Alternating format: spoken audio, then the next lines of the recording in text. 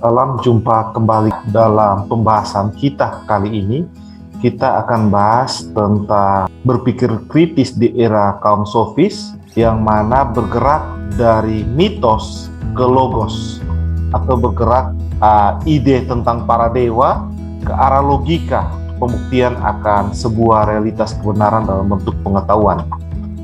Dalam pembahasan kali ini, saya akan membahas dari zaman prasokratik atau munculnya kaum sofis, lalu dialektika mereka dengan Sokrates, hingga ke silogisme dan logikanya Aristoteles.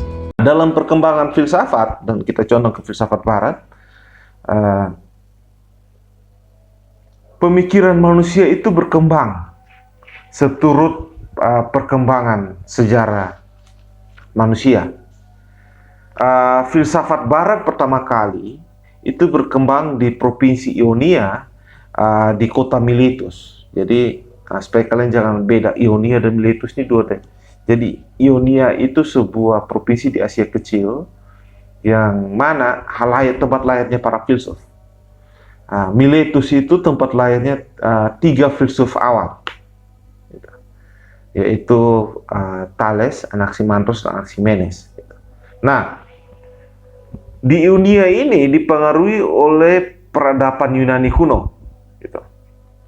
Karena Ionia ini adalah sebuah provinsi yang merupakan tempat persinggahan berbagai pedagang dan cendekiawan dari seluruh dunia, termasuk Babilonia dan Mesir.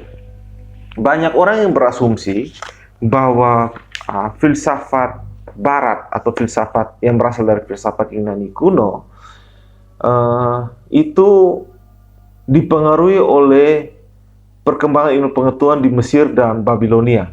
Mesir mengembangkan geometri dalam ilmu matematika, Babilonia mengembangkan ilmu astronomi. Namun, para peneliti dan pembelajar filsafat dan ilmu pengetahuan, bahkan para filsuf Yunani kuno saat itu, mengatakan bahwa agama Yunani itu bukan dipengaruhi oleh Mesir dan Babilonia, namun berkembang dengan sendirinya. Itu pada tataran agama, termasuk pada tataran berpikir. Orang Yunani dan orang Yunanilah yang pertama kali menempatkan geometri dan matematika dan astronomi itu sebagai ilmu pengetahuan dan bukan sebagai sebuah keterampilan praktis belaka. Karena apa? Di Mesir, geometri digunakan untuk mengukur kedalaman sungai Nil pada saat dia meluap dan pada saat dia surut. Termasuk untuk membangun piramida dan sphinx. Matematika dengan geometri praktis dimanfaatkan untuk mengukur luas tanah, luas bangunan, dan lain-lain. Termasuk juga di Babilonia, astronomi ini dimanfaatkan untuk menjadi ahli nujum dalam perbintangan, bukan sebuah ilmu pengetahuan. Tafsir terhadap gerak bintang, tafsir terhadap masa depan dan hari esok, itu yang berkembang di Babilonia. Dengan demikian, Mesir dan Babilonia tidak mengembangkan matematika, geometri, dan astronomi itu sebagai sebuah ilmu pengetahuan atau sebuah konsep. Bangsa Yunani lah yang pertama kali memperkenalkan geometri dan matematika sebagai sebuah ilmu. Teorema Thales, teorema Pythagoras, Zeno, dan lainnya. Mereka mengembangkan ini bukan untuk mengukur kedalaman sungai Nil, bukan untuk menafsir apa yang terjadi hari esok, tetapi mereka mengembangkan geometri, matematika, dan astronomi ini sebagai bagian dari pengungkapan realitas keberadaan alam semesta. Jadi mereka menjadikan geometri, matematika, dan astronomi sebagai ilmu pengetahuan, sebagai bentuk pemahaman mereka terhadap gerak alam semesta ini dan bentuk ruang dari alam semesta. Jadi bukan hanya ilmu ukur atau ilmu perbintangan. Jadi di situ orang Yunani mengatakan bahwa filsafat mereka mandiri, berasal dari Ionia, dan bukan berasal atau dipengaruhi oleh bangsa Mesir dan bangsa Babilonia. Karena bangsa Mesir tidak punya ahli seperti Pythagoras dan Thales, termasuk Babilonia juga seperti itu. Nah, hal ini yang membuat akhirnya Ionia, sebuah provinsi kecil di Asia Timur yang masuk dalam bangsa Yunani, itu merupakan provinsi atau daerah awal berkembangnya filsafat Barat, yang mana lebih mengedepankan cara berpikir untuk memahami cara kerja alam semesta ini, dan bukan cara berpikir untuk membantu manusia dalam mengobservasi alam semesta. Terampil ya, tukang, pekerjaan tukang itu. Bukan, tapi memahami cara kerja alam semesta. Ionia dan Miletus itu menjadi kota awal berkembangnya filsafat Barat.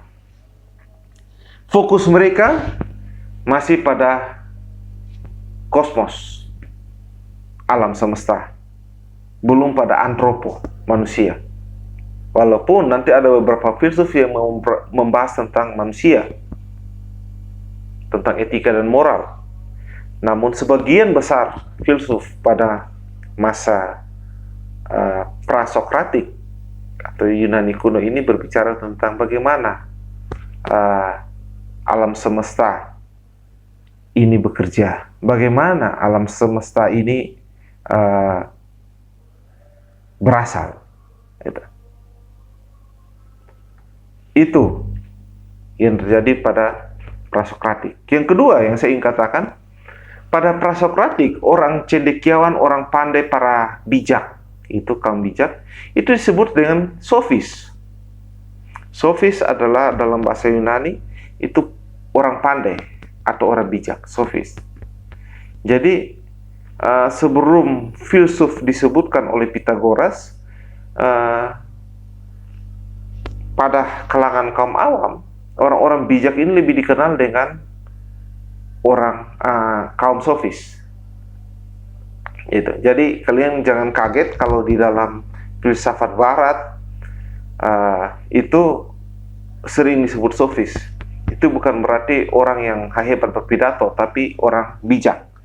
Nanti saya akan jelaskan di dalam slide ini atau pemaparan saya bahwa pada saat sofis sudah bergeser menjadi hanya menipu orang dengan kata-kata, maka filsuf adalah diksi yang lebih tepat untuk menjelaskan tentang orang bijak.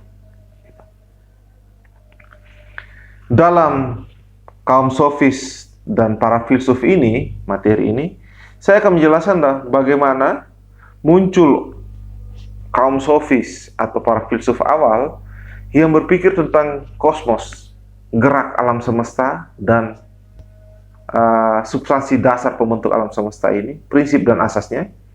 Lalu bergerak perlahan-lahan berbicara tentang manusia, antropo. Bagaimana manusia berpikir, bagaimana manusia memandang realitas. Kita akan bergerak ke arah sana.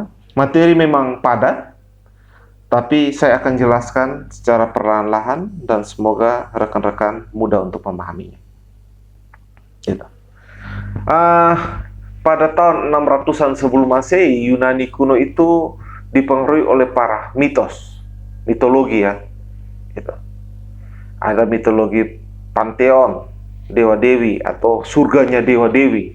Di dalam surga itu hidup dewa Zeus, Hera, Apollo, Aphrodite, Athena, dan banyak dewa-dewi lainnya. Bahkan para pahlawan atau orang-orang yang kuat pada masa Yunani kuno ini disebut sebagai turunan dewa dan dewi. Nah, cerita-cerita ini ada di dalam berbagai sastra, puisi yang diceritakan oleh para seniman ya. Mereka membangun sebuah konsep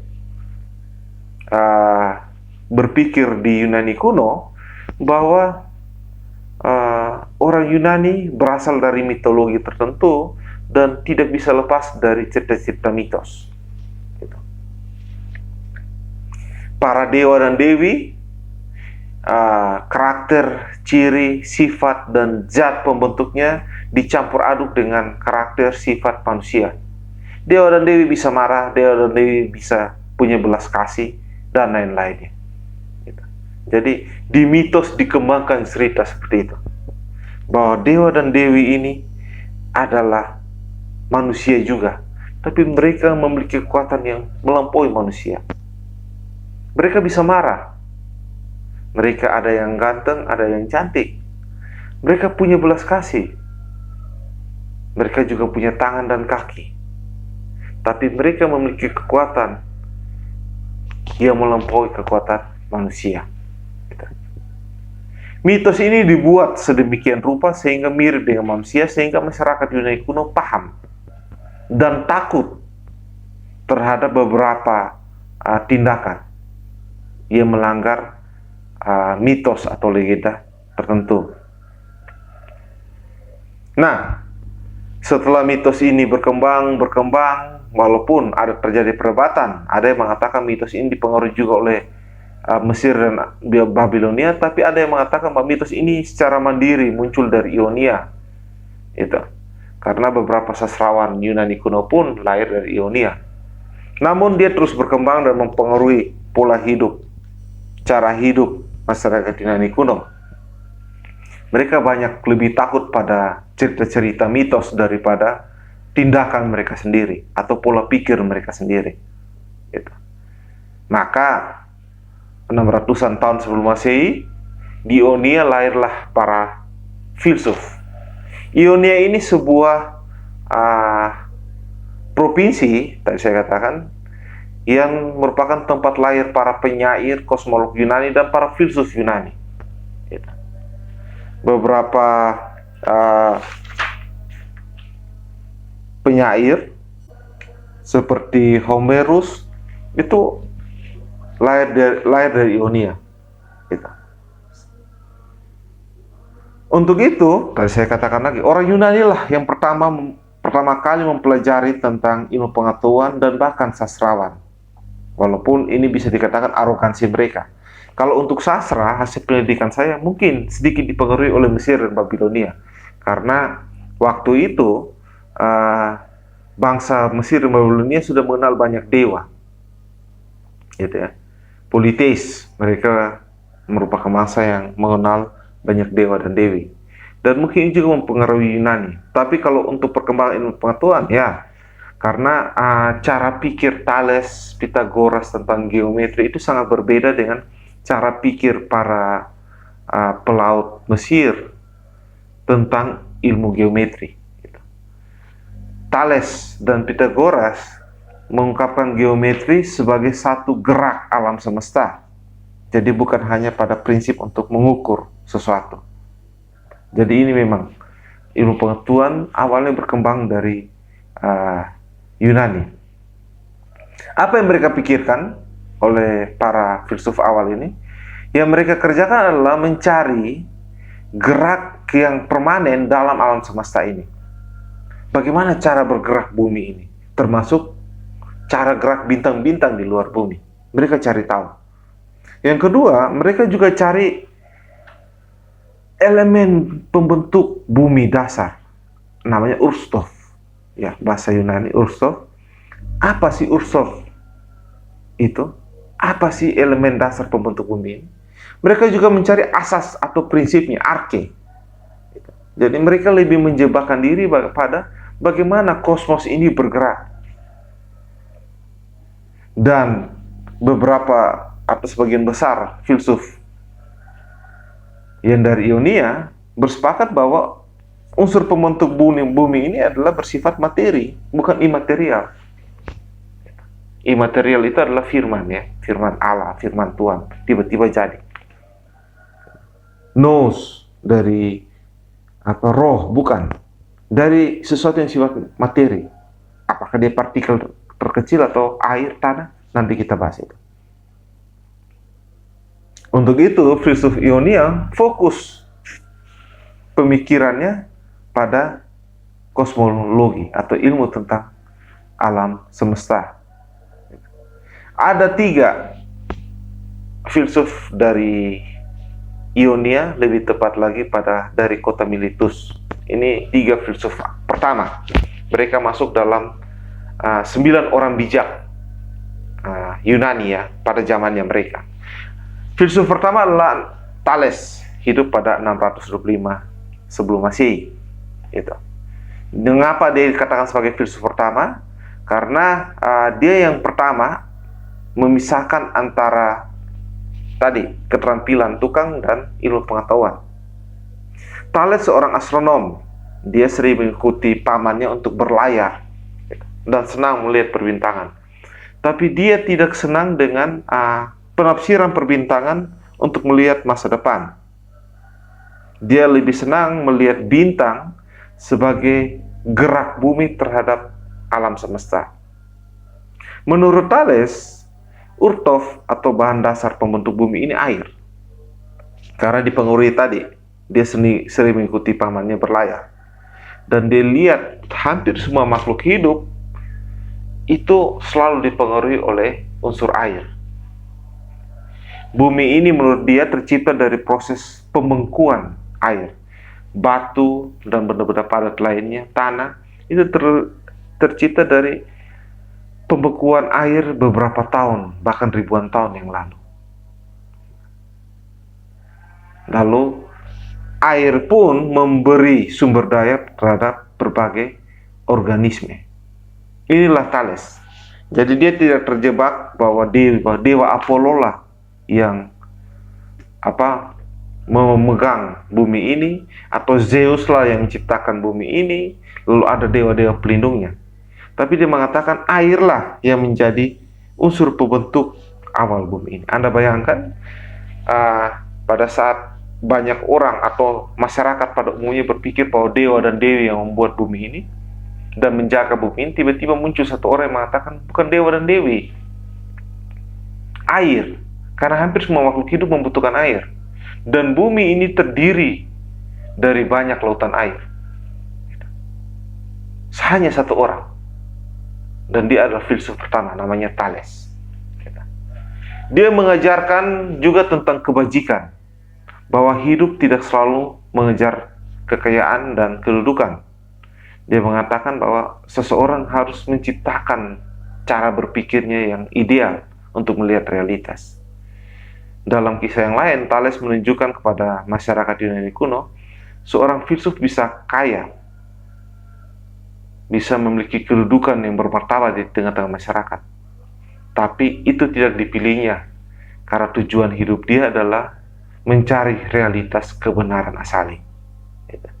Jadi, Thales lah yang menempatkan filsafat berbeda dengan pencari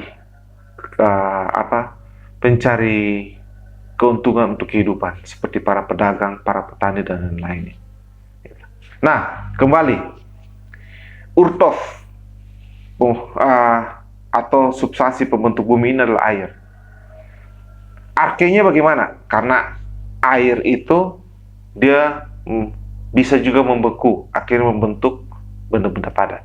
Jadi prinsipnya cara kerja air seperti itu. Nah, pemikiran Thales ini dilawan oleh muridnya Anaximandros. Anaximandros bilang, tidak mungkin air yang membentuk bumi ini. Apalagi dewa dan dewi, sesuatu yang imaterial, tidak mungkin. Itu. Menurut Anaximandros, yang membentuk bumi ini adalah to apreiron.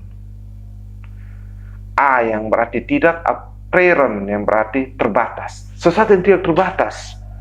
Itu. Tapi dia terjebak dengan konsepnya mitologi Yunani.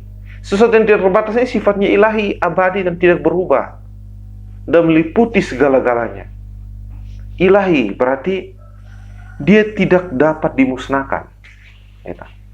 Apakah dia materi atau imateri? Sifatnya materi, tapi dia juga menciptakan yang imateri itu. Ini menarik, Anaximandros. Itu a priori. Mengapa dikatakan gitu? Karena unsur air Yang basa itu, punyanya Thales, tidak ada dalam api. Maka dengan itu, air bukanlah Urtof, tapi itu Apreron lah Urtof. Karena, lalu bagaimana cara kerja itu Apreron ini? Karena segala sesuatu yang tidak terbatas itu sering cara kerjanya berlawan-lawanan.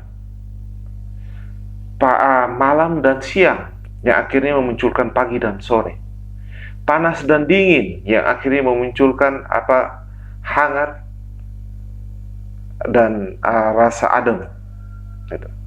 Hitam dan putih yang memunculkan rasa warna abu-abu, coklat, dan lain-lain. Itu prinsip cara kerja alam semesta ini, berlawanan. Tapi materinya adalah Apreron, tidak terbatas dan tidak bisa mati. Ini punya Anaximandros. Sangat metafisik punya Anaximandros. Sehingga tidak terima oleh Anaximenes. Anaximenes bilang, bagaimana Apreron satu yang tidak terbatas itu dan jumlahnya banyak itu? Apa itu? Jadi akhirnya Anaximenes bukan. Unsur pembentuk bumi ini hanya satu, dan dia bukan air dan bukan Apreron, tapi dia adalah udara. Udara ada di mana saja dan udara dibutuhkan oleh setiap makhluk hidup. Manusia hidup butuh udara. Jadi Urtofnya udara. Arkenya, prinsip bagaimana cara kerja udara? Udara itu mengalami proses pemadatan dan proses pelepasan, kondensasi dan perenggangan. Pada saat dia padat itu, dia membentuk benda-benda bumi, benda-benda dunia yang bersifatnya keras, batu, gunung, dan lain-lainnya. Tapi pada saat dia mengalami pelepasan, dia bisa menciptakan unsur-unsur lain, bahkan api pun dia bisa ciptakan. Dengan demikian hanya satu, bukan api dan Apreron, tapi udara. Inilah tiga filsuf awal yang berdialektika dan saling menyanggah tentang bagaimana unsur pembentuk awal bumi dan bagaimana prinsipnya. 400-an tahun kemudian sebelum Masehi muncul yang namanya Empedokles. Dia bilang unsur pembentuk bumi ini bukan hanya satu, materi, bukan Apreron, air, dan udara, tapi dia terdiri dari beberapa materi. Ada 4 materi. Gitu. Dia katakan air, tanah, api, udara. 4 ini merupakan Urtof, unsur dasarnya. Karena apa? Keempat ini ada di hampir semua benda di alam semesta ini, termasuk di dalam diri manusia. Lalu pertanyaannya, bagaimana cara kerjanya? Prinsipnya bagaimana? Dia bilang, keempat ini bekerja dengan cara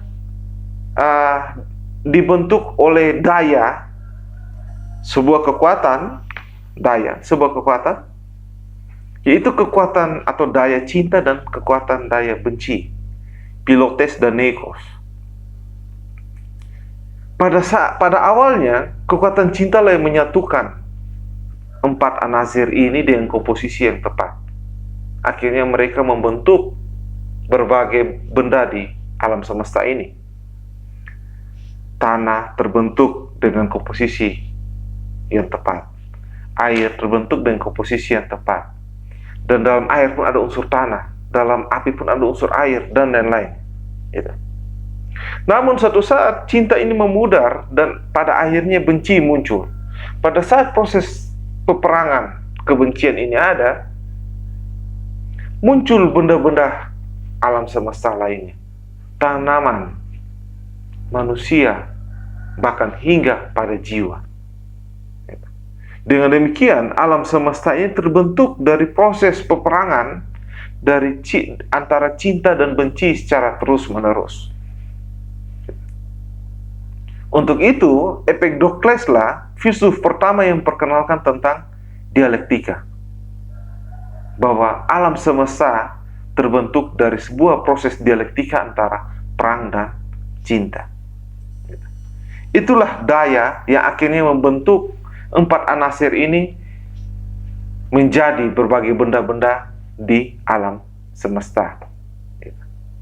Ini efek Dokles. Jadi dia berkembang dari satu materi menjadi banyak materi.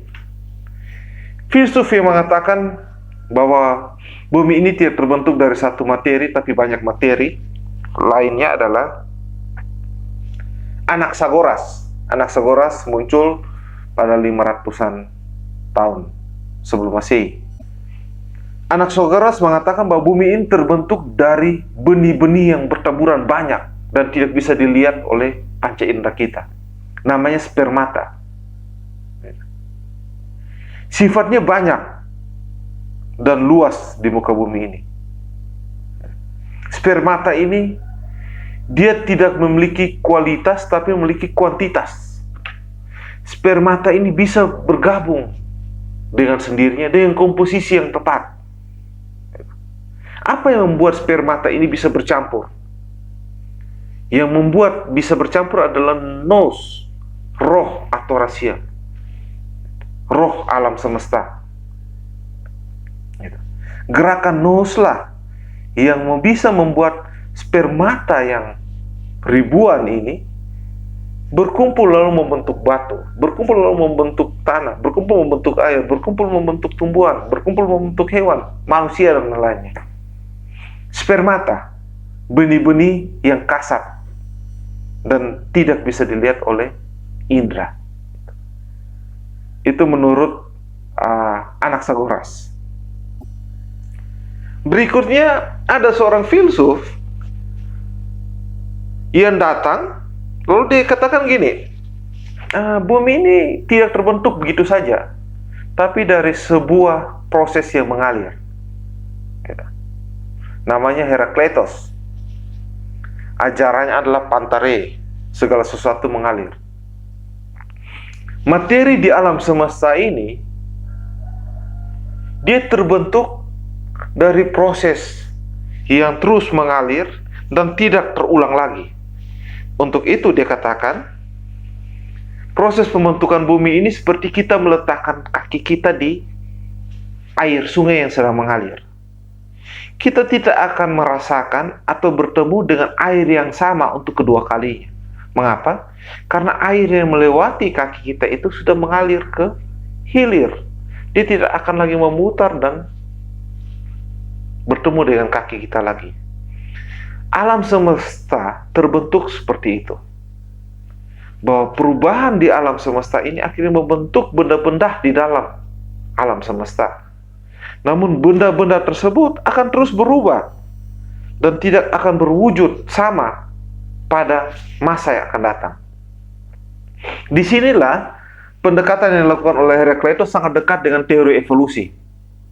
Bahwa bumi terbentuk dari berbagai perubahan yang terjadi. Bumi terbentuk dari gejolak peristiwa di dalam alam semesta ini. Menurut Herakleitos, dalam tulisannya Aristoteles, segala sesuatu ada dalam gerakan dan sifatnya tidak tetap, karena gerakan itu sinergis.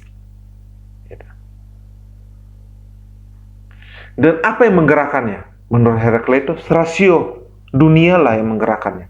Artinya alam ini bergerak dengan sendirinya tanpa kita ketahui. Dan dia bergerak yang membuat benda-benda ini tercipta pada zamannya.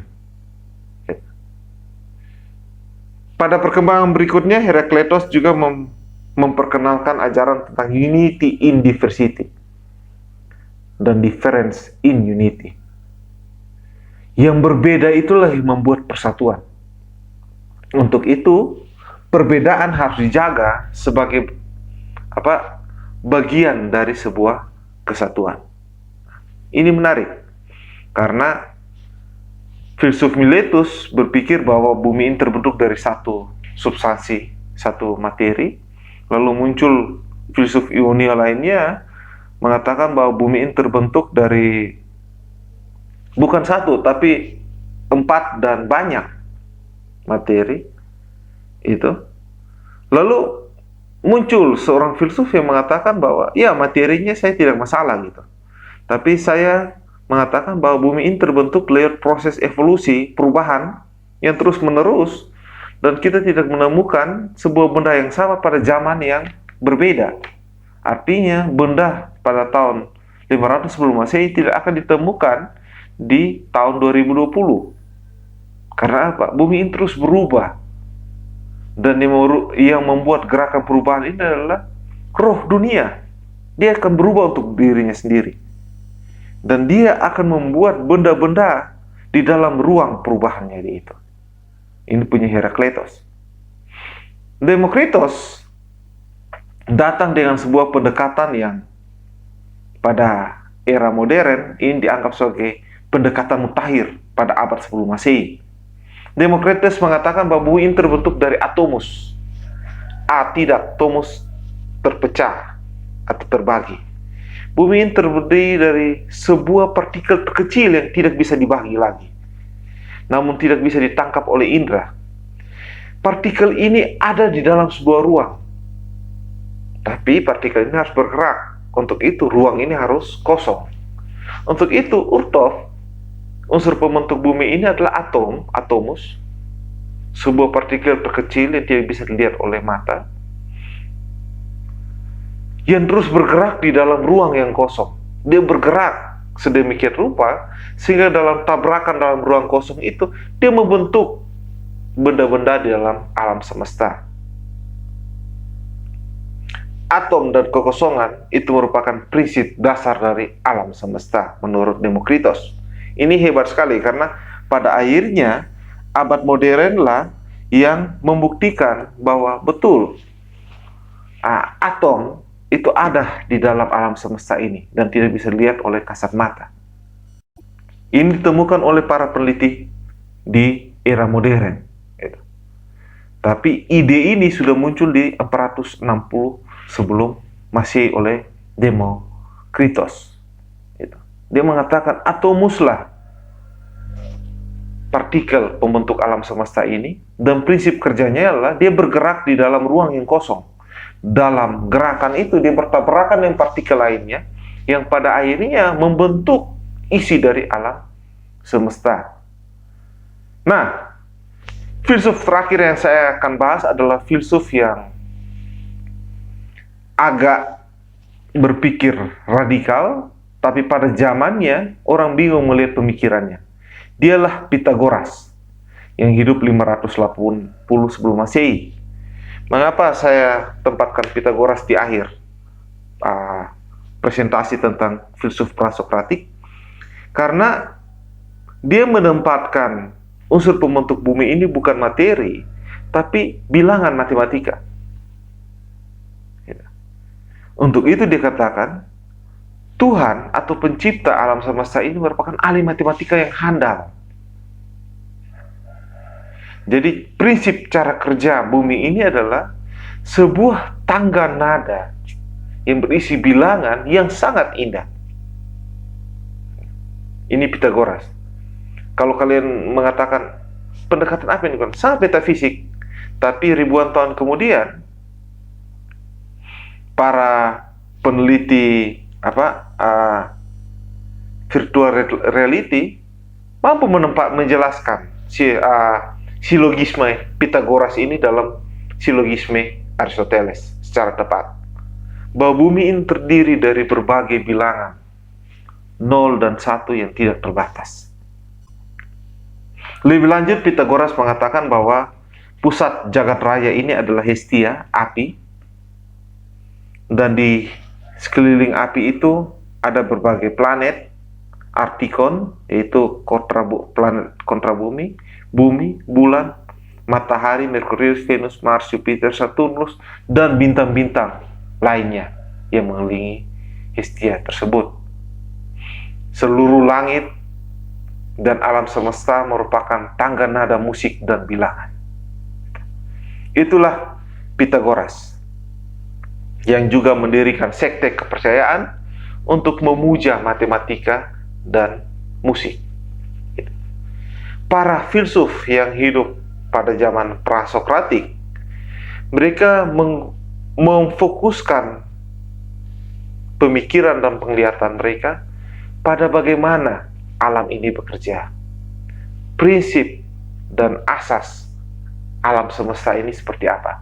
Karena mereka berupaya meniadakan politeisme, pemujaan yang tidak bertanggung jawab terhadap dewa dan dewi bentukan manusia ini.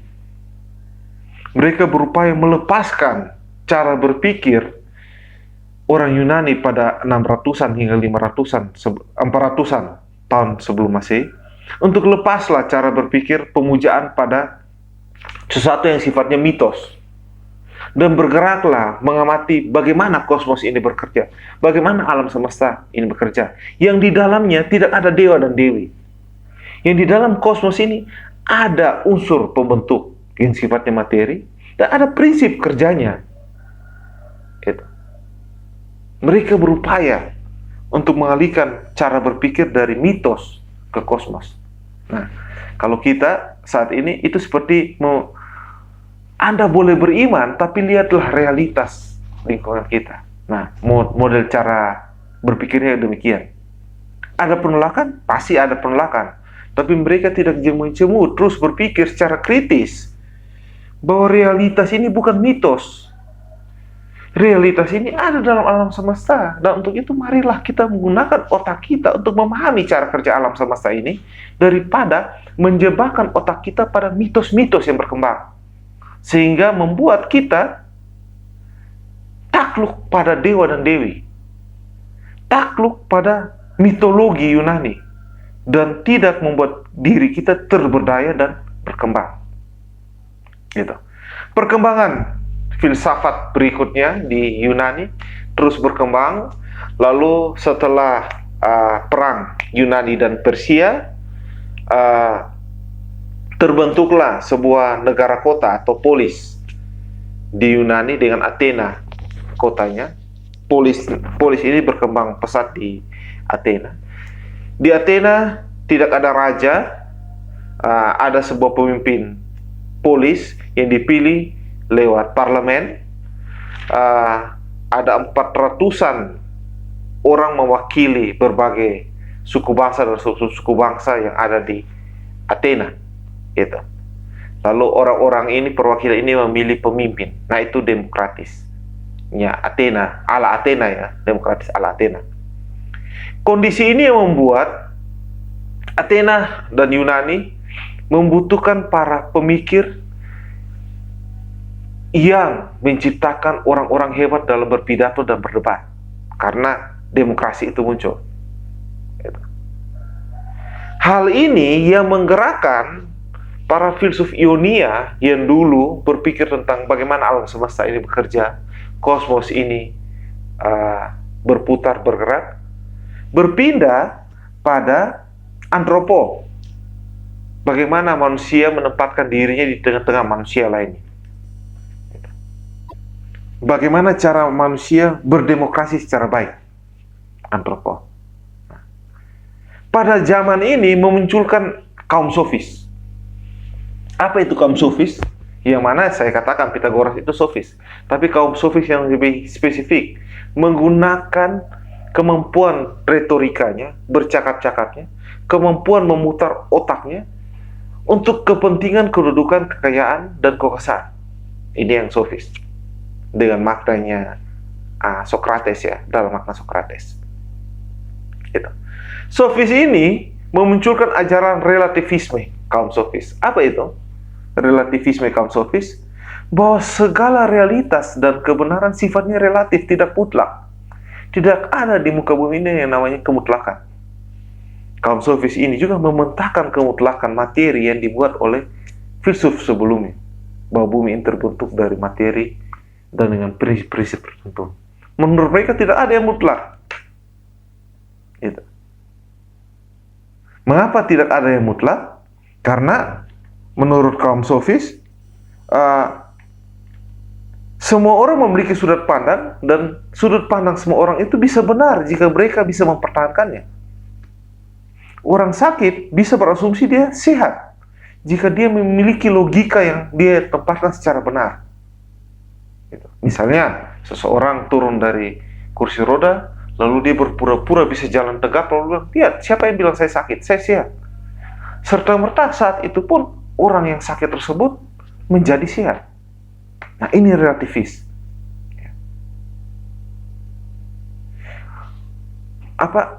Malam tidak menjadi malam berdasarkan dari mana sudut pandang kita bekerja atau berpikir.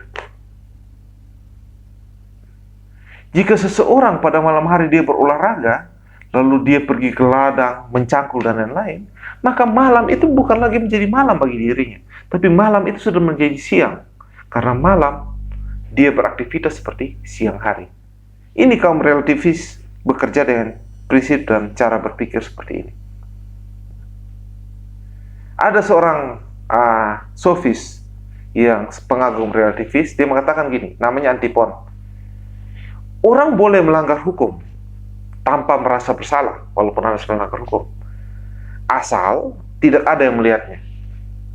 Dengan bahasa yang lain, saya katakan gini, Anda boleh melakukan setiap pelanggaran apapun tanpa merasa bersalah dalam diri Anda.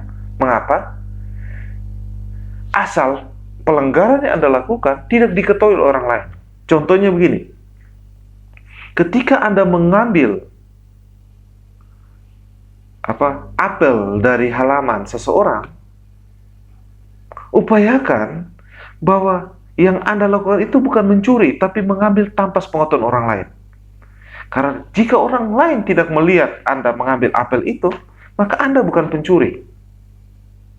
Karena menurut Antikon, hukum dibuat adalah kesepakatan dua orang. Untuk itu, jika saya melakukan pelanggaran dan orang lain tidak tahu tentang pelanggaran saya, maka tidak terjadi kesepakatan situ. Dan saya tidak melanggar hukum. Di sini, kaum sofis menggunakan relativis terhadap hukum. Saya kasih contohnya misalnya begini.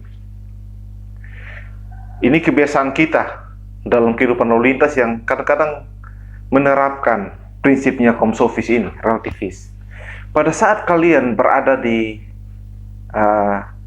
berjalan di jalan raya menggunakan kendaraan, mobil, lalu sampai di perempatan, ada traffic light, lampu merah menyala, Anda sampai di perempatan itu sepi, bahkan Anda dalam waktu yang malam hari, misalnya jam 2 dini hari, sepi di perempatan. Lampu lalu lintasnya berwarna merah. Apa yang terjadi? Yang biasa dilakukan apa?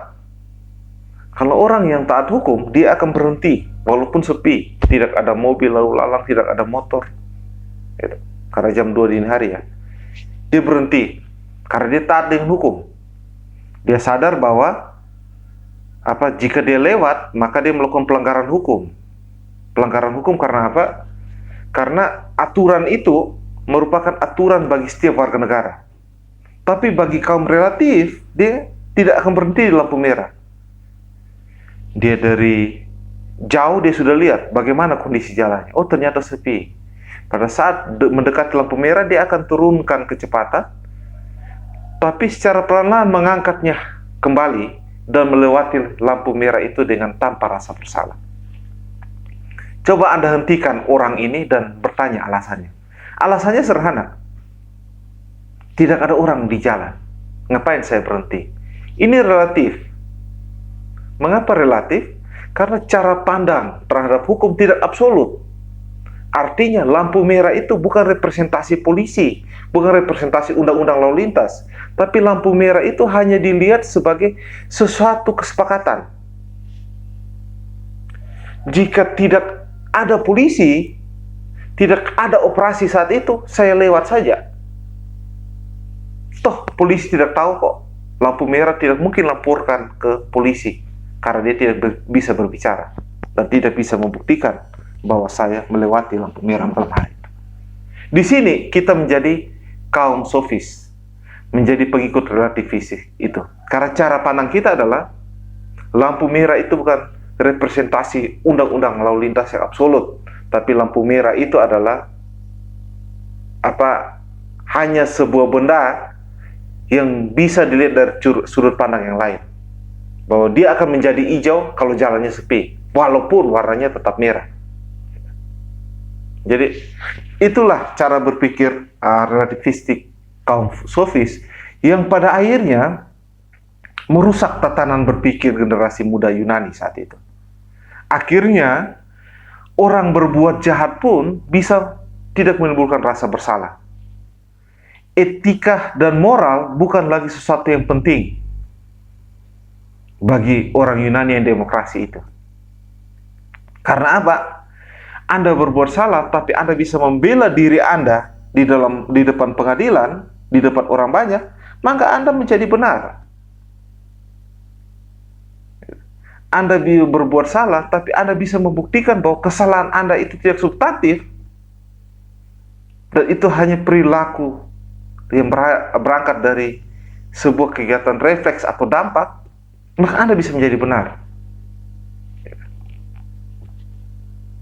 Hukum diputar balik. Cara berpikir manusia melihat realitas diputar balik oleh kaum sofis. Tidak lagi ada kebenaran absolut. Salah satu sofis, Protagoras, menempatkan manusia adalah ukuran segala-galanya. Tidak adalah objektif. Objektif ada dalam pemikiran si subjektif. Ya, objektif adalah sesuatu yang menurut manusia. Untuk hal-hal yang ada,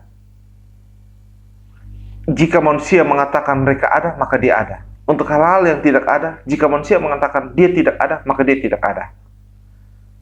Untuk itu hal-hal yang ada sehingga mereka ada. Untuk hal-hal yang tidak ada sehingga mereka tidak ada. Manusia menjadi tolak ukur segala sesuatu menurutnya, Protagoras. Untuk itu orang-orang dilatih cara bersilat lidah. Orang-orang dilatih untuk keluar dari berbagai persoalan dengan cara bercakap-cakap. Karena apa? Manusia menjadi ukurannya sendiri. Kebenaran tidak ada yang absolut. Dari sudut pandang mana Anda melihat kebenaran itu? Filsuf lainnya adalah Gorgias. Dia mengatakan, pada dasarnya tidak ada yang ada. Realitas itu tidak ada. Urtuf itu tidak ada. Prinsip itu tidak ada. Kebenaran itu tidak ada pada dasarnya. Bahkan manusia sebenarnya pun tidak ada. Alam semesta ini pada dasarnya tidak ada. Kalaupun ada, karena kita mengatakan dia ada, kalaupun ada, maka dia tidak dapat kita ketahui. Jika buku itu ada, buku itu kita tidak tahu apa isinya, tidak tahu keberadaannya, walaupun kita sudah baca ulang-ulang. Sekalipun kita tahu, jadi tadi tidak ada, tapi kalau dia pun ada, kita tidak dapat ketahui yang ada itu. Prinsip yang ketiga, walaupun kita dapat ketahui, kita tidak dapat memberitahukannya kepada orang lain secara tepat. Saya tahu bahwa tadi malam terjadi gerhana matahari. Walaupun menurut Gorgias gerhana matahari tidak ada. Tapi saya tahu, mungkin karena saya bilang, saya lihat gerhana matahari. Oke. Kalau saya lihat gerhana matahari, saya pun tidak dapat mengetahui bagaimana caranya gerhana matahari itu terbentuk. Saya pun tidak dapat mengetahui bagaimana tampak dari gerhana matahari tersebut. Nah, yang kedua saya tidak ketahui. Tapi saya paksa, Pak. Saya tahu, saya lihat dan saya tahu. Oke, kalau kamu lihat dan kamu tahu pun, kamu tidak tahu bagaimana mengatakan atau menjelaskannya kepada orang lain. Sehingga orang paham secara real gerhana matahari yang kamu lihat tadi malam itu. Karena ketika kamu katakan kepada orang lain, di situ terjadi banyak bias. Realitas yang sudah kamu lihat itu tidak kamu jelaskan secara objektif. Menurut Gorgias. Artinya, Gorgias mengatakan bahwa jangan mengatakan sesuatu absolut ada. Karena realitasnya segala sesuatu itu tidak ada. Gitu. Dan kalaupun dia ada, jangan menyombongkan diri bahwa saya memahami yang ada itu. Saya tahu bahwa bulan tadi malam bersinar terang. Saya tahu kemarin terjadi kecelakaan. Saya tahu bahwa kemarin kamu ke kampus. Jangan menyombongkan diri Anda mengetahui itu. Karena pada realitasnya Anda tidak tahu kebenaran yang sejati. Dan kalaupun Anda tahu kebenaran yang sejati itu, Anda tidak bisa ceritakan kepada orang lain. Karena kesejatian sebuah kebenaran tidak bisa diungkapkan secara objektif kepada orang lain. Untuk itu menurut Gorgias, segala yang dilakukan oleh manusia di muka bumi pada dasarnya adalah sia-sia dan tidak mutlak. Nah, ini dua filsuf sofis ya, yang pada akhirnya mengajarkan bahwa kebenaran itu relatif dan tidak absolut. Nah, ini sangat merusak cara berpikir generasi muda Yunani kuno saat itu. Akhirnya mereka terjebak untuk belajar membela diri walaupun itu tidak benar, belajar menciptakan realitas walaupun itu tidak benar, belajar untuk berretorika, bercakap-cakap sehingga mereka tampak seperti orang benar. Inilah yang diajarkan oleh Gorgias, Protagoras, dan para sofis lainnya. Mereka membuka sekolah-sekolah, lalu mereka mengajarkan para generasi muda bagaimana berretorika, bagaimana membela diri di depan orang banyak. Hal ini sangat tidak disenangi oleh Sokrates. Sokrates yang sebenarnya sangat mengagumi cara berpikir filsuf terdahulu tentang kosmos, mulai resah dengan perkembangan berpikir masyarakat Yunani tentang manusia, melihat realitas yang tidak mutlak itu. Sokrates mulai mengalihkan cara berpikirnya yang kagum terhadap kosmos masuk kepada manusia untuk berdebat dengan kaum sofis ini. Mengapa hal ini terjadi? Karena Sokrates melihat ketidakyakinan terhadap asal-usul alam semesta yang dibuat oleh para filsuf. Mengapa tidak yakin? Karena mereka tidak membuktikannya. Itu berangkat dari rasionalitas mereka. Dia tidak percaya tentang Urtov, Arche, dan lain-lainnya. Selain itu, berkembang juga minat yang besar masyarakat terhadap budaya dan peradaban. Kaum sofis menghantar masyarakat Yunani kuno untuk bicara tentang manusia dalam melihat kebenaran.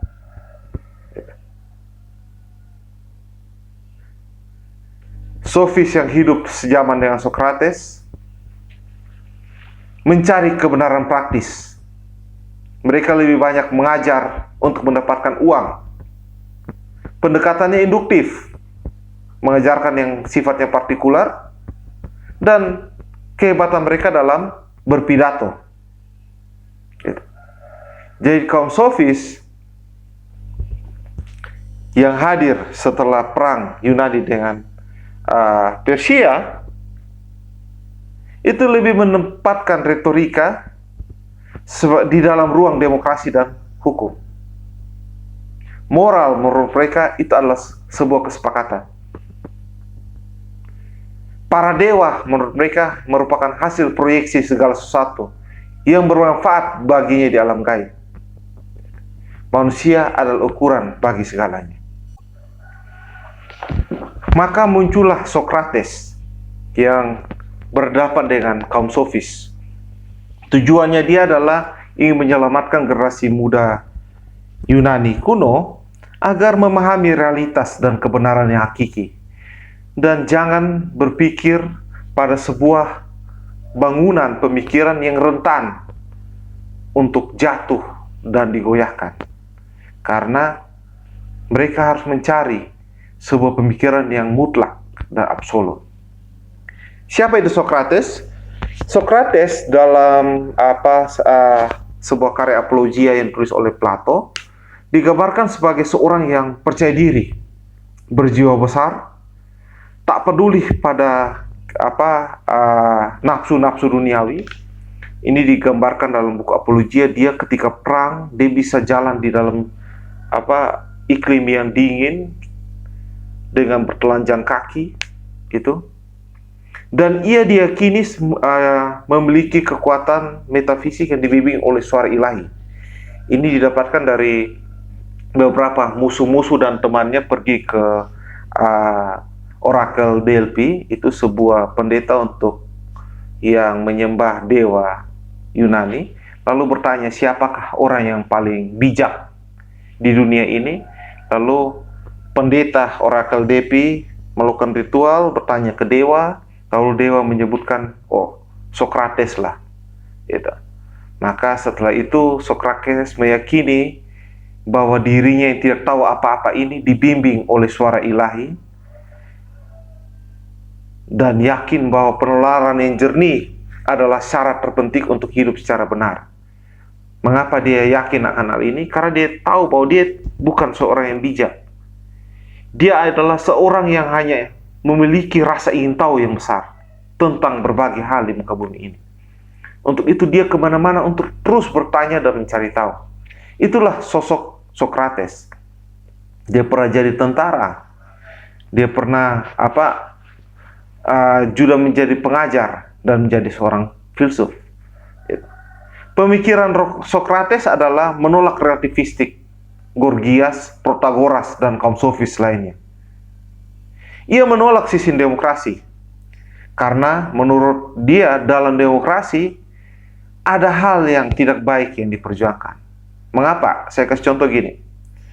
Prinsip demokrasi adalah one man one vote. Satu suara adalah satu orang, mewakili satu orang. Dan prinsip dalam one man one vote adalah suara terbanyak adalah suara yang memenangkan proses demokrasi itu. Nah, yang dikhawatirkan oleh Sokrates adalah jika yang banyak itu adalah yang tidak benar, maka masyarakat Yunani, terutama masyarakat polis Athena, akan tercemar dari sesuatu bentuk pemerintahan yang tidak benar. Gitu. Untuk itu, demokrasi bukanlah sebuah sistem pemerintahan yang ideal. Lalu dalam karya itu dipertanyakan, lalu bentuk pemerintahan yang ideal apakah itu? Sokrates tidak mengungkapkan, tapi Plato muridnya nanti mengungkapkan bahwa aristokrasi, pemerintah itu harus dipimpin oleh orang-orang yang memahami kepemerintahan, ilmu kepemerintahan, dan jiwa mereka itu jiwa yang mengabdi pada negara, bukan lagi mengejar kekuasaan, kedudukan, dan kekayaan, tapi jiwa mereka untuk melayani negara. Itulah aristokrasi, orang-orang yang bijak, memiliki kompetensi mengelola negara, tapi jiwa mereka dipimpin oleh semangat melayani negara, menurut Plato. Plato dan Sokrates menolak demokrasi, karena demokrasilah yang merusak generasi muda Yunani kuno. Demokrasilah yang mengajarkan generasi Yunani untuk belajar beretorika, untuk meniadakan kebenaran. Demokrasilah yang memunculkan relatif, karena dari demokrasi semua orang bebas berbicara, dan dari demokrasi kebenaran tidak lagi menjadi absolut. Sokrates menolak tegas relativistik dan demokrasi. Menurut dia, tujuan tertinggi manusia adalah kebahagiaan. Dan kebahagiaan hanya bisa didapatkan lewat arete, keutamaan. Keutamaan tentang apa? Memperoleh pengetahuan. Untuk itu, mencari realitas kebenaran itu adalah upaya untuk mendapatkan kebahagiaan. Dengan analogi sederhana, saya selalu memberi contoh di kelas seperti ini. Jika kamu ingin menyenangkan tubuhmu, maka kamu harus tahu apa yang harus disenangkan. Misalnya, wah, saya lagi dapat duit nih, saya bahagia. Kebahagiaanmu apa? Karena saya memiliki duit. Artinya, kamu tahu dari duitlah kamu bisa bahagia. Untuk itu, kamu membutuhkan pengetahuan. Pengetahuan yang pertama, dari duitlah saya bisa bahagia. Pengetahuan yang kedua, bagaimana cara saya mendapatkan duit? Itu. Pengetahuan yang ketiga, Saya bekerja mendapatkan duit. Bagaimana saya bekerja supaya duit itu cepat ada dalam tangan saya? Nah, untuk memahami bagaimana saya bahagia, bagaimana cara saya dibahagiakan, dan bagaimana cara bekerja saya untuk supaya saya bahagia, itu Anda membutuhkan bahagia. Membutuhkan pengetahuan. Saya ingin makan, karena dengan makan saya bahagia. Oke, kalau Anda memiliki pengetahuan, Anda akan tahu Anda harus makan apa. Tapi kalau Anda tidak memiliki pengetahuan, Anda tidak tahu Anda makan apa. Dan pada akhirnya, kalau Anda tidak tahu Anda makan apa, maka pada akhirnya Anda tidak akan bahagia. Dengan analogi sederhana seperti ini, saya ingin menjelaskan, menurut Socrates, kebahagiaan itu adalah tujuan tertinggi manusia. Dan untuk memperoleh kebahagiaan ini, manusia harus memiliki pengetahuan sebagai keutamaan dia. Tanpa pengetahuan, manusia tidak tahu cara membuat dirinya bahagia. Nah, ini ajaran Socrates. Jadi Socrates membantah relativis di situ.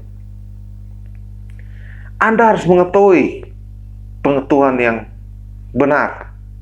Karena dengan pengetahuan yang benar dan absolut itu, Anda bisa bahagia. Tapi kalau pengetahuan yang Anda ajarkan adalah semua tidak ada yang benar dan tidak absolut, bagaimana Anda bisa bahagia? Jika kekuasaan menjadi kebahagiaan Anda, maka Anda harus memiliki pengetahuan tentang mengelola kekuasaan itu. Jika tidak, kekuasaan ini diambil orang lain dan Anda tidak bahagia lagi.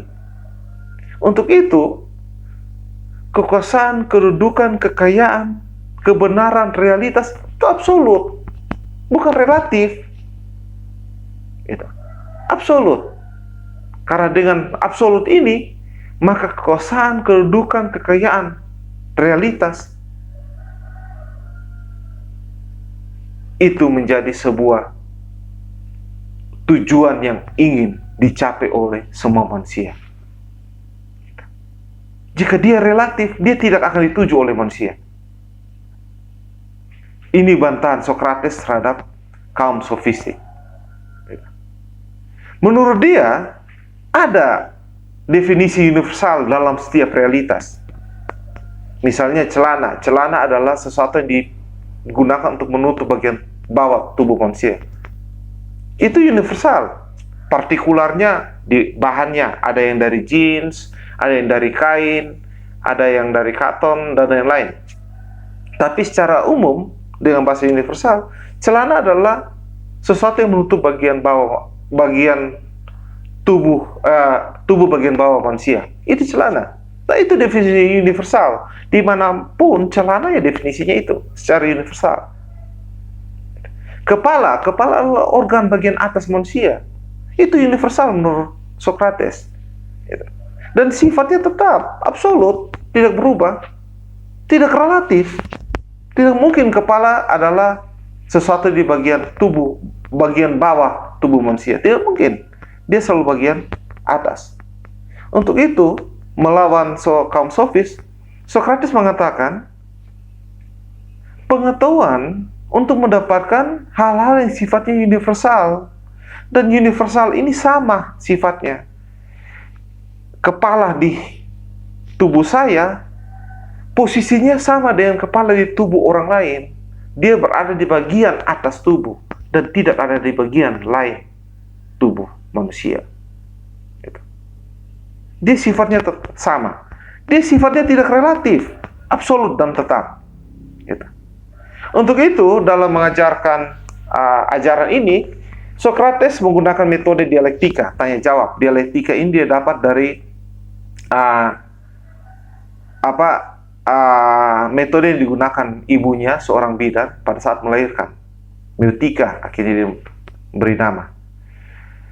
Dialektika ini adalah proses tanya jawab untuk melahirkan pengetahuan, untuk mendapatkan nilai universal tadi, nilai-nilai yang berlaku umum.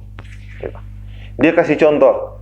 Misalnya saya ingin mengetahui apa itu sepatu. Saya akan cari ahli pembuat sepatu. Saya bertanya tentang apa itu sepatu. Mereka akan jelaskan dan saya akan terus bertanya untuk mendalami apa itu sepatu, bagaimana membuat sepatu, ciri-ciri sepatu, karakter sepatu, hakikat sepatu. Dan pada saat dia tidak bisa menjawab lagi, saya akan ke ahli sepatu lainnya dan saya mau melakukan proses yang sama. Bertanya dan terus bertanya, mencari jawaban tentang apa itu sepatu. Dengan metode dialektika seperti inilah, maka saya akan memahami secara absolut dan mutlak apa itu definisi universal sepatu dan apa itu definisi partikular sepatu. Yang bisa kita debatkan adalah definisi partikularnya, bahan sepatu, cara buat, dan lain-lain. Tapi definisi universal sifatnya absolut, tetap. Sifatnya sepatu beda dengan sendal, definisinya absolut dan tetap. Dengan metode dialektika ini kita bisa mencari tahu, mendapatkan pengetahuan yang asali. Tujuan dari dialektika adalah memperoleh kebenaran yang asali tersebut. Dialektika adalah proses tanya secara terstruktur tentang sebuah pokok kebenaran yang ingin kita cari tahu. Nanti kita akan belajar di topik Socratic method. Gitu. Dengan cara berpikir induksi, menyimpulkan pengetahuan yang sifatnya umum dengan berpangkal dari pengetahuan yang sifatnya khusus. Jadi kita bertanya-bertanya bagaimana cara buat, bahannya dari apa, lama-lama kita dapat nilai definisi universal. Maka metode bertanya jawab Socrates ini dikonstruksi dari induksi ke definisi umum. Bertanya dari hal-hal yang partikular untuk mendapatkan penjelasan umumnya. Berpikir induksi tidak didapat dengan cara logika, tapi hanya didapatkan dengan cara dialektika.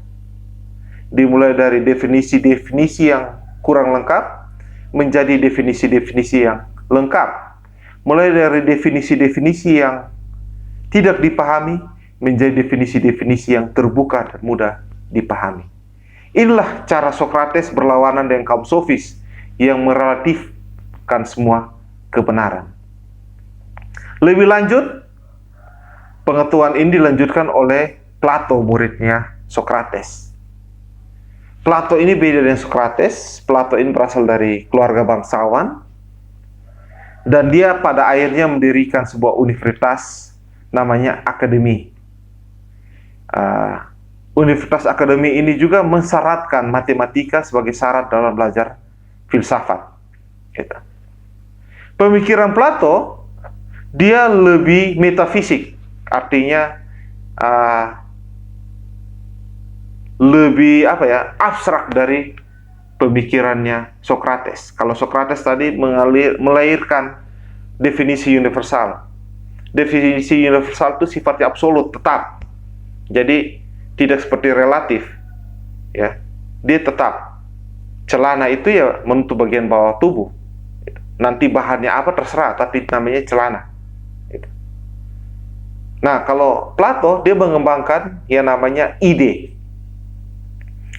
Ide dalam bahasa Yunani eidos, gambar atau citra.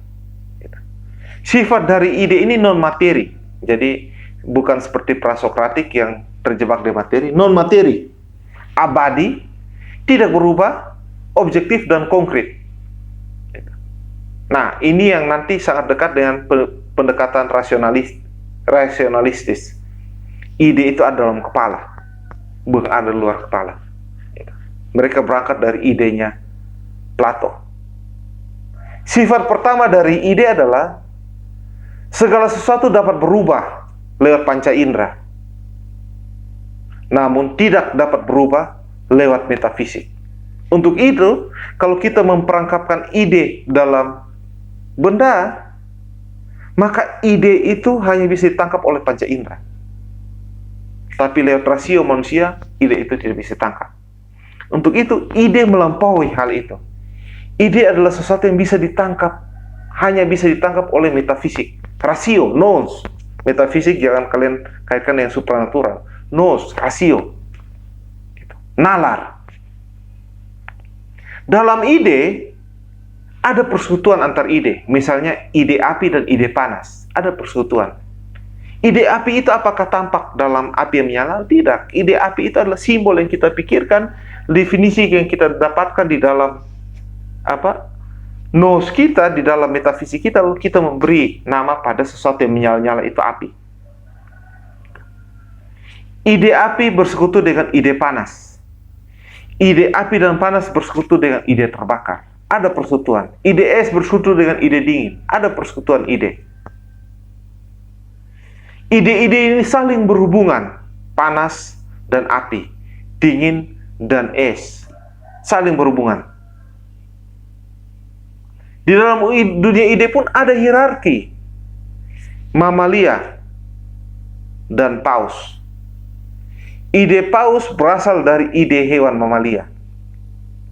Ide hewan berasal dari ide makhluk hidup. Jadi dalam ide ada persekutuan, dan ada juga tingkatan ide. Ini menurut Plato. Sehingga ide itu menjadi absolut, tidak relatif. Karena apa? Dia ada tingkatan. Dan dia mandiri serta bersekutu dengan ide lainnya.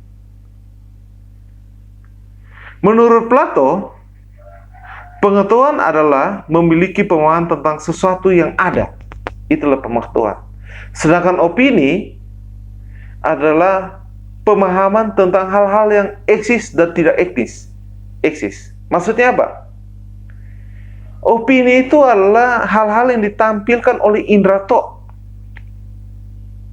Hal-hal yang ditangkap oleh indera. Misalnya, kita melihat warna merah, itu sebenarnya adalah sifat kemerah-merahan, bukan warna merah itu sendiri. Itu opini. Sedangkan pengetahuan tentang merah adalah sesuatu yang supra-indrawi, sesuatu yang melampaui warna merah itu. Misalnya, pengetahuan adalah yang kita lihat itu warna merah, opini, tapi sebenarnya yang kita lihat adalah percampuran antara warna hijau dan warna coklat, merah.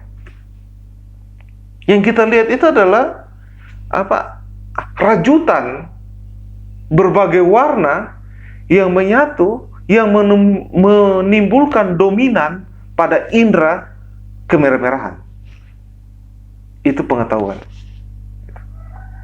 Opini itu hanya melihat benda-benda partikular, sesuatu yang dominan dalam partikular itu. Tapi pengetahuan itu adalah menunjukkan tentang esensi di dalam partikular itu sendiri.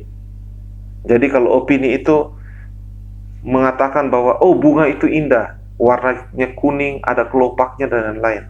Tapi pengetahuan menceritakan tentang bagaimana kelopak itu terbentuk, bagaimana pigmen dalam warna itu terbentuk.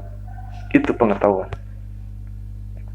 Nah, ini perbedaan antara pengetahuan dan opini. Opini eksis dari indera, subjektif, tapi pengetahuan dia sifatnya objektif, berangkat dari keberadaan realitas itu sendiri. Lebih lanjut, Plato menggambarkan ide dengan sebuah metafor, analogi gua. Ide itu seperti seseorang yang terkungkung di dalam gua. Jadi ada beberapa tahanan yang ada dalam gua. Mereka melihat ke dinding gua dan dirantai. Mereka tidak bisa melihat ke belakang mereka. Padahal di belakang mereka ada mulut gua, tempat keluar masuk dari gua itu. Lalu di mulut gua itu ada api unggun yang dibakar oleh para penjaga untuk menghangatkan diri. Para tahanan ini melihat realitas dari bayang-bayang yang diproyeksikan oleh api ke dinding gua. Mereka melihat mereka-reka bayangan itu sebagai realitas. Mereka menyangka bahwa para penjaga masih berjaga di belakang mereka, karena mereka melihat ada benda yang bergerak dalam bayangan itu. Mereka lihat ada benda yang berjalan. Mereka lihat ada makhluk hidup lewat bayangan itu. Suatu saat ada seorang tahanan yang lepas belenggunya dan dia bisa lari melihat ke belakang. Dia melihat Oh, ternyata tidak lagi ada penjaga. Api unggun itu sudah menyala dan tidak ada orang. Dia keluar, dia lihat apakah benar. Ternyata yang selama ini mereka pikir bayangan adalah hewan-hewan seperti tupai, monyet, dan serigala yang lewat di sekitar api unggun itu. Dan hewan-hewan ini yang memproyeksikan bayangan besar itu di dalam dinding gua. Dia tahu realitas, penjaga tidak ada lagi. Untuk itu, mari kita lari. Dia kembali ke dalam gua, dia beritahu teman-temannya yang lagi terbelenggu, ayo saya lepaskan belenggu kalian dan kita lari. Teman-temannya tidak mau lari, karena mereka masih yakin bahwa bayangan itu realitas. Mereka mengatakan bahwa Anda menipu kami. Penjaga ada di belakang. Anda sengaja mau melepaskan kami biar kami dibunuh oleh para penjaga. Pada akhirnya, si pembawa pesan bahwa penjaga ini tidak ada, atau orang yang telah melihat realitas bahwa yang mereka lihat selama ini adalah hewan-hewan yang berada di sekitar api unggun, dibunuh oleh teman-temannya sendiri. Plato ingin mengatakan bahwa lebih banyak kita digerakkan oleh opini yang ditampakkan oleh bayang-bayang di dinding gua itu, dipantulkan oleh sinar, oleh cahaya dari api. Opini sebagai realitas. Untuk itu, lepaskan belenggu kita dan lihatlah realitas yang berada di belakang kita. Kalian bisa baca secara jelas ilustrasi gua itu di dalam slide, ya. Lebih lanjut, Plato juga menjelaskan tentang kekecewaan dia terhadap mimesis. Mimesis itu adalah seniman, ya, seni itu. Menurut dia, mimesis itu menciptakan realitas yang membuat orang tidak memahami kebenaran. Para pelukis, para pembuat patung menciptakan realitas yang mana memanipulasi kebenaran. Mereka bisa melukis seseorang semirip mungkin, membuat patung semirip mungkin dengan realitas aslinya. Yang pada akhirnya orang mengatakan patung sapi itu sebagai sapi. Orang mengatakan realitas gambar gunung itu sebagai gunung. Padahal gunung di dalam gambar itu bukan gunung yang sebenarnya. Plato membenci para mimesis, para seniman yang memanipulasi kebenaran ke dalam bentuk seni. Lebih lanjut, Plato menjelaskan jiwa manusia terdiri dari rasio, keberanian, dan keinginan. Ini dia gambarkan dalam analogi pikiran sebagai sais yang lagi mengendalikan kereta kuda. Jadi manusia itu seperti berada di atas kereta kuda, lalu pikiran manusia itu sebagai saisnya, kemudi kereta kuda tersebut. Kuda satu itu kuda keinginan atau kuda yang dipenuhi oleh nafsu duniawi. Kuda yang satu warna putih itu kuda keberanian, kuda yang diperintahkan oleh sais atau pikiran manusia. Kuda keberanian itu hanya diperintahkan dengan kata-kata, ayo kita menuju pada surga, ayo kita menuju pada kondisi ideal. Sedangkan kuda nafsu duniawi itu harus diperintah dengan pecut, harus diperintah dengan tarikan tali kekang. Karena apa? Kuda duniawi ini atau kuda nafsu atau kuda keinginan ini berupaya menarik kereta ini untuk turun ke bawah, lari ke nafsu-nafsu duniawi.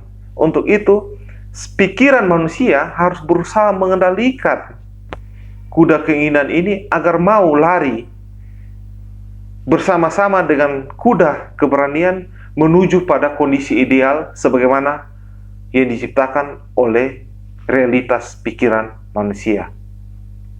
Sais sebagai pikiran manusia harus mampu mengendalikan kedua kuda ini untuk menuju pada kondisi ideal manusia.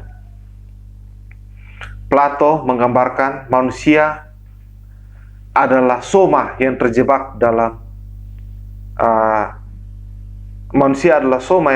dalam kuburan tubuh manusia. Jadi tubuh itu adalah soma dan jiwa adalah sema. Gitu. Jadi jiwa kita terjebak dalam soma kuburan kita. Untuk itu selama manusia hidup, dia rindu untuk terbebas dari soma ini, penjara ini. Dan bagaimana cara membebaskannya? Dengan cara adalah memperoleh pengetahuan yang sejati. Sehingga dia bisa kembali pada dunia ide yang absolut itu. Pemikiran mimesis, tukang, seniman, itu sangat dibenci oleh Plato. Karena menciptakan realitas rekayasa. Oke, itulah Plato dengan dunia idenya yang abstrak, yang metafisik. Murid berikutnya dari Plato adalah Aristoteles. Aristoteles ini dia lebih real cara berpikirnya, lebih logis cara berpikirnya. Dia mendirikan juga sekolah universitas namanya Lyceum, ya. Dia adalah guru dari Alexander Agung, ya. Guru dari Alexander Agung, jadi dia penasihat beberapa raja. Gitu. Pemikiran Aristoteles adalah logika. Fokusnya tetap pada manusia. Dia memperkenalkan logika sederhana, yaitu pengambilan keputusan yang dinamakan silogisme. Apa itu silogisme? Silogisme itu harus memiliki 3 proposisi: premis mayor, premis minor, dan kesimpulan. Premis mayor itu berisi definisi-definisi universal punyanya Socrates. Premis minor itu definisi-definisi partikular dan kesimpulan. Contohnya, premis mayor semua manusia akan mati. Premis minor, raja adalah manusia. Kesimpulannya, raja akan mati. Di sini Socrates ingin mengajarkan tentang segala sesuatu itu terbentuk, sebuah keputusan itu terbentuk dari 2 proposisi awal, yaitu proposisi universal dan proposisi partikular.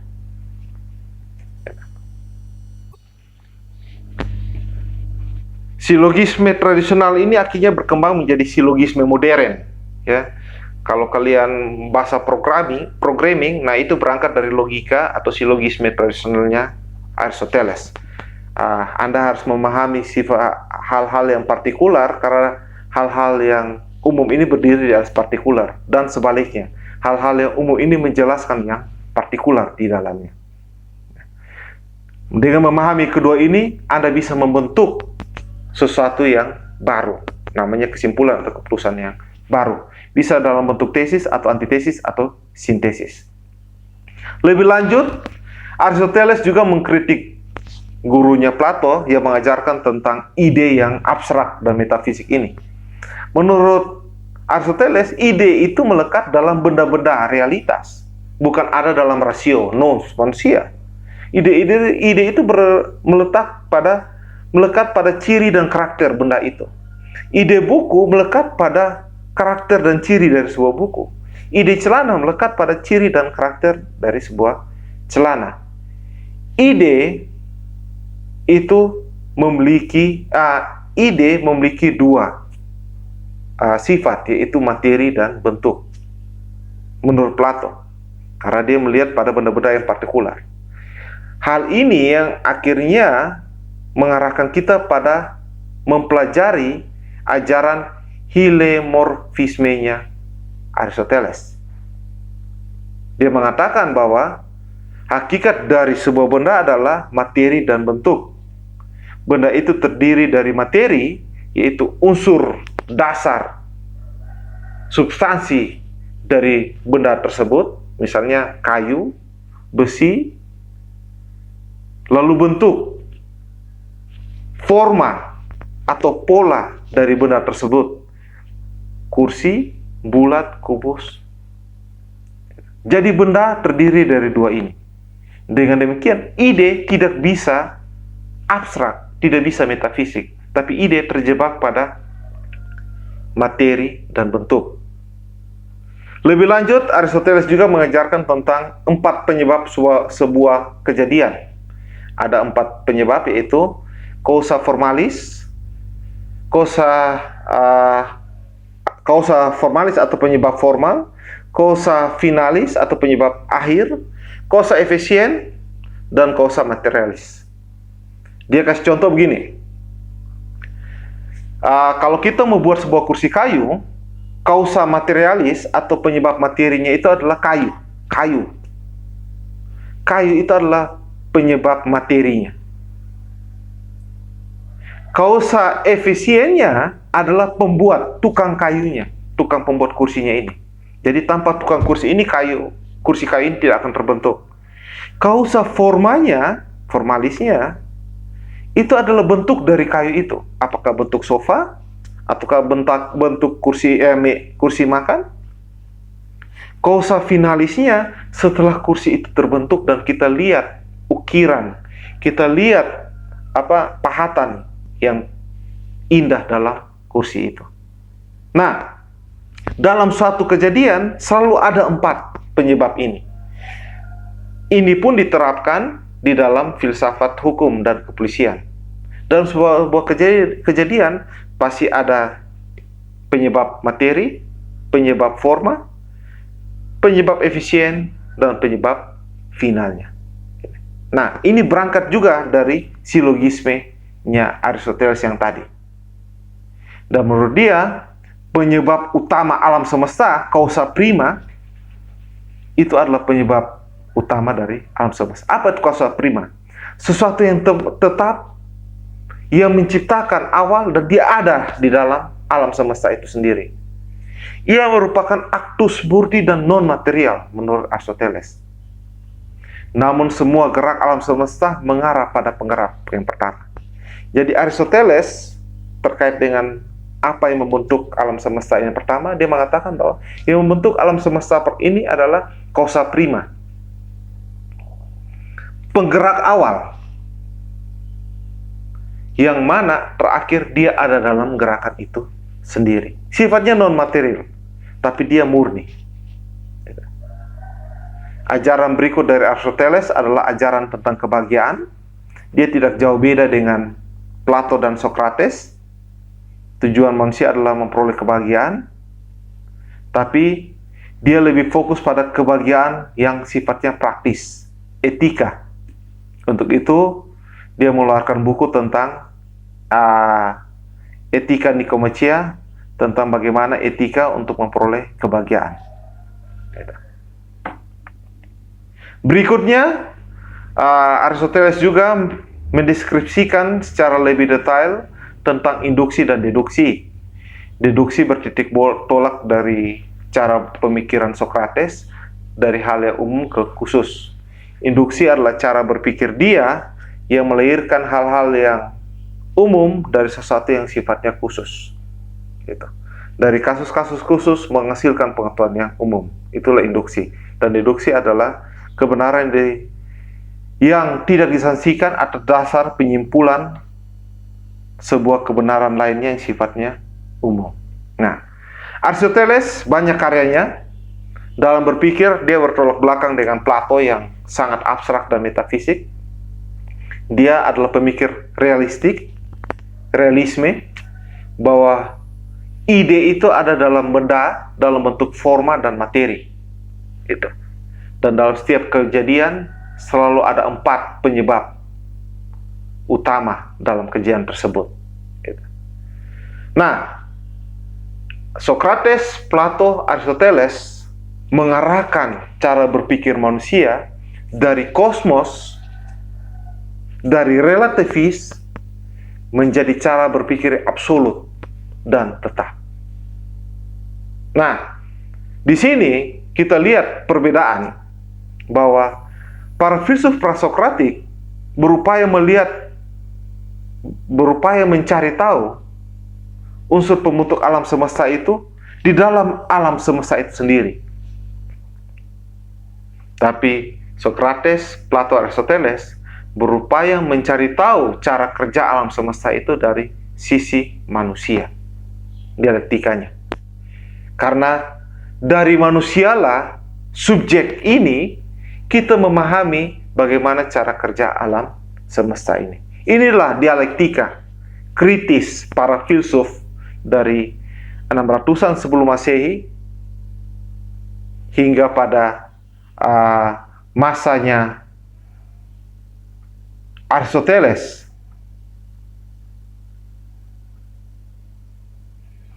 yang hidup pada 300-an sebelum Masehi. Mereka berupaya mengkritisi alam semesta dan manusia. Socrates, Plato, dan Aristoteles berupaya mengkritisi kaum sofis yang menjebakkan pemikiran manusia pada relativistik. Critical thinking dibutuhkan untuk memahami realitas kebenaran, baik itu metafisik maupun pada tataran realistis. Pertemuan kedua ini kita belajar bahwa berpikir kritis dengan skeptis, tidak percaya terhadap realitas yang sudah ada sebelumnya, tidak percaya pada pemikiran yang sudah ada sebelumnya, menghantar manusia memahami cara berpikir yang lebih spesifik, logika, silogisme, dan materialisme. Pada perkembangan filsafat berikutnya, dialektika ini terus dilakukan. Critical thinking terus dijadikan sebagai ujung tombak untuk mencari hakikat dari kebenaran sejati.